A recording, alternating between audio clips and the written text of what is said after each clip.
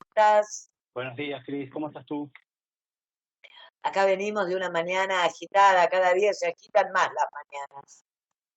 Ah, sí, me imagino. Aparte con estos calores. Pero ahora, como el análisis es tuyo, querido, yo Bueno, no, no. escucho atentamente. No, bueno, siempre ponemos ahí dos temas porque nunca sabemos cómo nos puede ir en nuestro intercambio y capaz que podemos hablar de otras cosas.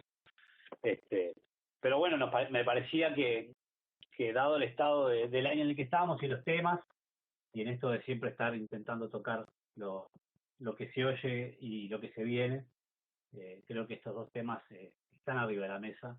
Uno tiene que ver con el inicio, bueno, el inicio, con poner pro al ciclo electoral de 2024. Eh, soy- Personalmente soy de los que creo que en política que los actores de primera línea están siempre en campaña y eso no tiene que ser visto como algo malo. Yo creo que al revés, tiene que ser visto como algo bueno, en el sentido de que en última instancia quien elige es la ciudadanía y por lo tanto eh, los dirigentes políticos se mueven en función del mix que elijan entre sus ideas para presentar y sus capacidades para representar. Pero bueno, hay momentos donde la orientación hacia la campaña electoral se hace más intensa. Hoy estamos a 15 meses y 16 días de la elección de la legislación uruguaya, que fue la que se estableció cuando se modificó la ley de lemas, y los partidos están obligados a asistir a esa elección interna para elegir a su candidato a la presidencia de la República. Si bien la Constitución establecía las condiciones también para que se elija eh, la vice, bueno, esto se hace de forma diferente los partidos y la ley no terminó de establecerlo eh, en igualdad de condiciones que para la candidatura a la presidencia. Y en ese juego importan varias cosas. Por un lado, importan los datos que en general las empresas de opinión pública miden más habitualmente, que es eh, la simpatía, la adhesión, el qué votaría usted si el domingo fuera las elecciones, es decir, la evaluación que se puede hacer de la simpatía de la ciudadanía con respecto a los partidos políticos en general. Y una lectura a la interna de esa elección tiene que ver con qué elección o qué decisión podrían tomar los votantes de esos partidos con respecto a las candidaturas. Bueno, en esta primera etapa funcionan las dos cosas, ¿no? No es que se elijan de forma aislada una precandidatura y luego eventualmente la ciudadanía resolverá elegir entre la oferta de los partidos. En realidad los ciudadanos están leyendo las dos cosas a la vez. Lo que sí es cierto es que si bien las elecciones internas son obligatorias para los partidos, no lo son para las personas. Los ciudadanos no estamos obligados a ir a votar a las elecciones internas. De modo que cuando se vota en la elección de un partido interno, muchas veces sucede que hay un desfasaje quizás en las correlaciones de fuerza interna que podría reflejar cuando la votación se hace obligatoria para la ciudadanía. Es decir, cuando se vota a la interna, al no ser obligatorio, quizás quienes se movilizan son aquellos más que se sienten más motivados, más cercanos a esa decisión, a la interna del partido, y luego cuando se va a la elección nacional, bueno, estamos todos obligados a ir y por lo tanto tomamos una elección ya con una oferta. Por lo tanto, son dos elecciones que, si bien, como decía al principio, están relacionadas, la simpatía de los partidos hacia los partidos de la ciudadanía hoy de alguna forma también se vincula con las decisiones que puede tener la población a la interna de esos partidos y muy probablemente muchas personas que tienen opinión u otra puedan cambiar a futuro en función de los resultados, también tienen una naturaleza diferente que es esta que llamamos recién. Es decir, el electorado cautivo, por decirlo de alguna forma, ese electorado que se supone que va a existir con mayor grado de probabilidad que otro, es un electorado distinto al del último, a la elección nacional. Y por tanto también ahí importan las miradas. A ver, empecemos por lo primero los resultados con respecto a la elección nacional. Hoy, la novedad, podríamos decir en términos de trayectoria, es que el Frente Amplio está superando en casi todas las medidas de las empresas de opinión pública a la coalición. Lo está superando para cifra, en la última presentación fue un 43 a un 38%, y para otras encuestas como Equipos fue de un 44 a un 33%. Claro, varía más o menos el número de indecisos, que es alto, está en el torno del 15, ¿no? Entonces, esta quizás es la novedad, entre comillas, novedad más importante del ciclo político. ¿Por qué? Porque cuando comenzó este gobierno, está muy lejos todo el sistema político de evaluar que las futuras elecciones, como les gusta decir los economistas, ceteris paribus, es decir, si nada cambiara, ¿no? Si la foto se trasladara en las mismas condiciones a 5 años después, se hacía muy difícil percibir una elección competitiva entre la coalición y el Frente Amplio. Si a 16, a 15 meses de la elección interna y a 19 meses de la elección nacional de octubre, bueno, la elección es cuanto menos competitiva.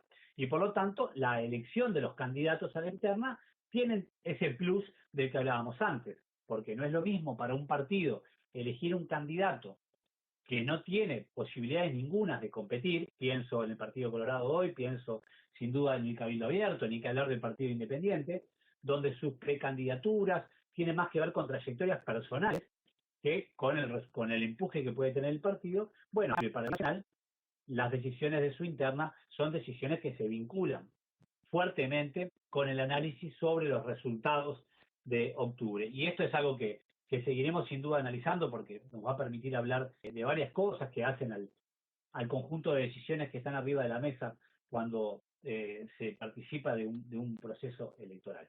En esa interna, el Frente Amplio, que está recibiendo mayor adhesión, y aquí las lecturas hay que tener mucho cuidado de comparar las encuestas, porque algunas encuestas no preguntan, o sea, no orientan al encuestado sobre nombres, y por lo tanto responden, bueno, con aquello que se le viene a la cabeza, y ahí pesa mucho el grado de conocimiento de los candidatos.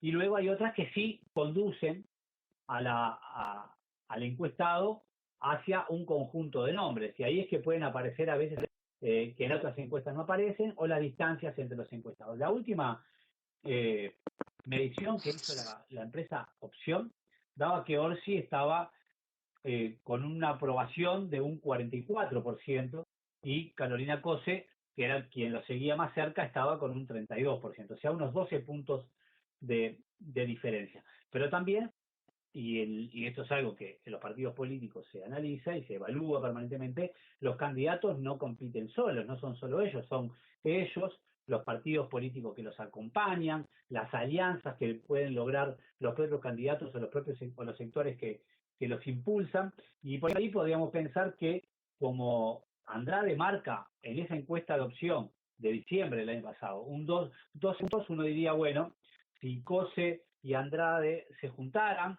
en una alianza similar a la que sucedió para la elección de la Intendencia de Montevideo, por ejemplo, en la última elección, bueno, ahí podría quedar Orsi y Cose empatados. Pero eso tampoco es tan lineal, ¿no?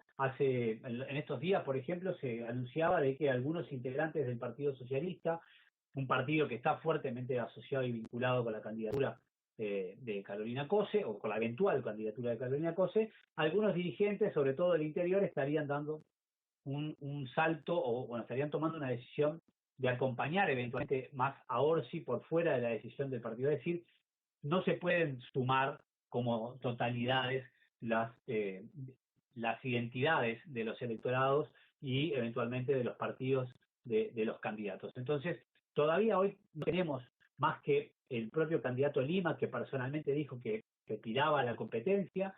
Ahora tenemos a Yamandu Orsi, que fue proclamado como candidato por una organización a la interna del Frente Amplio, que es la vertiente artiguista, y el MPP, que es la organización a la cual pertenece. Orsi tiene su congreso partidario el próximo fin de semana, y donde todo parece anunciar que va a impulsar también la candidatura de Yamandu Orsi. Sin embargo, Carolina Cose ha señalado cada vez que se le ha preguntado su candidatura, si es el Frente Amplio, y cierro por lo menos este análisis sobre la interna del Frente.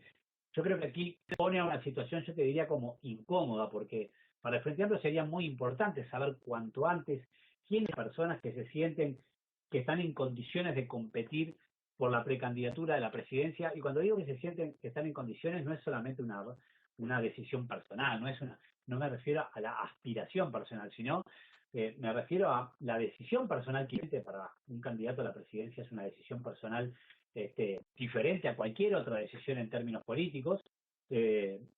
Pero además también no solamente lo define la decisión de la persona, también tiene que ver con los apoyos de los partidos. Y por lo tanto, para el Frente Amplio, incluso ha estado, si uno lee los documentos de autocrítica, ha estado arriba de la mesa, muchas de las cosas que pasaron en el proceso electoral anterior, el Frente Amplio las tiene como elementos a evitar. Una de ellas es la decisión del armado de la fórmula presidencial. Por lo tanto, es importante saber si, por ejemplo, quienes se presentan o quienes se sienten en condiciones de competir por la candidatura o por la precandidatura a la presidencia, también aceptarían de verdad ser candidatos a la vicepresidencia, porque si no el Frente Amplio ahí va a tener un problema. Lo otro es que cuanto antes tenga esa información, muchísimo mejor amplio para ordenar, porque en una interna es muy importante que los precandidatos, pero en términos deportivos, podríamos decir que los goles que se pretendan hacer los precandidatos mutuamente para sacarse una ventaja normal en una competencia, no terminen siendo goles en contra para su propio partido. Es decir, que la competencia entre candidatos no desacumule la adhesión al partido político. Y esto es lo que decíamos al principio, ¿no? El nivel de adhesión que presenta el Frente Amplio. Y creo que el Frente Amplio entiendo que el Frente Amplio debería tener esto en cuenta y preparar una decisión cuanto antes. Todo apunta a que en diciembre el Frente Amplio en su Congreso decidirá quiénes serán sus precandidatos, pero mucho antes el Frente Amplio tiene que prepararse para esa competencia. ¿Y por qué hago tanto énfasis en esto? Porque en general el Frente Amplio ha tenido una trayectoria en que ha reivindicado la importancia del consenso, aunque hace ya tiempo que tiene esta decisión política adjudicada a la participación de la ciudadanía en una interna, todavía existe el reflejo en el Frente Amplio de la importancia de la construcción del consenso y de alguna forma las candidaturas únicas. En los otros partidos esto no ha sido así históricamente y no ha sido así tampoco ahora. La competencia interna al interior de los partidos tradicionales es algo natural, es algo que siempre ha existido y es una forma de resolver sus propias contradicciones y procesos de acumulación interna. Por lo tanto, es distinto como a la interna de los partidos. Ahora en el Partido Nacional, la candidatura de Delgado aparece como ser la que tiene mayor adhesión, y si bien en la última medición que estábamos manejando, que es la opción Argimón, que es la vicepresidenta actual, aparece 4 puntos por encima de Raffo, yo creo que las últimas mediciones que puedan existir, y creo que en algunas se ha mencionado, y la contendiente, yo te diría, de los primeros. Eso supone, te diría, que para toda la Puma, porque concentra, ya no solo ideológicamente, concentra la conducción de clásicos y tradicionales, la fuerza dirigente del Partido Nacional y por ende de la coalición en el herrerismo. Y esto puede, ahí ver cómo impacta. Si esto tiene impacto a la interna del Partido Nacional, un wilsonismo desinflado, te diría que quizás soy la persona más famosa que se identifica con el wilsonismo, Lilita Carrió, según una entrevista que leí el otro día. No Además, Pablo, vos sabés que contar esto y una frase del presidente de la República, ¿no? Acá ya no hay más nadie que sea de una sola cepa, tipo Tanat. Somos todos mezclas.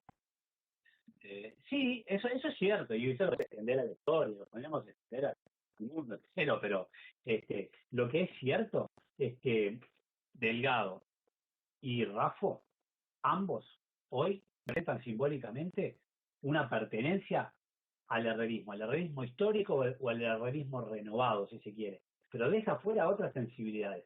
No sé si esto es tan fuerte como para que a la interna del Partido Nacional haya quienes no se sientan representados por una expresión, por la ausencia de una expresión más progresista, por decirlo fácilmente, a la interna del Partido Nacional. Pero también hay que ver cómo esto impacta en la coalición. ¿Por qué? Porque sabemos que la interna del Partido Nacional es la interna que dirime el candidato que luego apoyará a la coalición, que aún no sabemos, nos queda para otro capítulo, que cuando volvamos a ver, de cómo se presentará, si la coalición se va a presentar como partidos separados o coaligados en una segunda vuelta, o si intentará presentarse ya de forma anticipada como una coalición. Esto afecta, y se nos va el tema, pero afecta a las candidaturas en Montevideo, porque la decisión de Raffo de participar en el modificario previo enojó a algunos a la interna del Partido Nacional. Fue un escenario complicado para quienes vayan a competir entonces desde el Partido Nacional, por ejemplo, a la Intendencia de Montevideo, porque la ley establece que quien participe ya desde la elección interna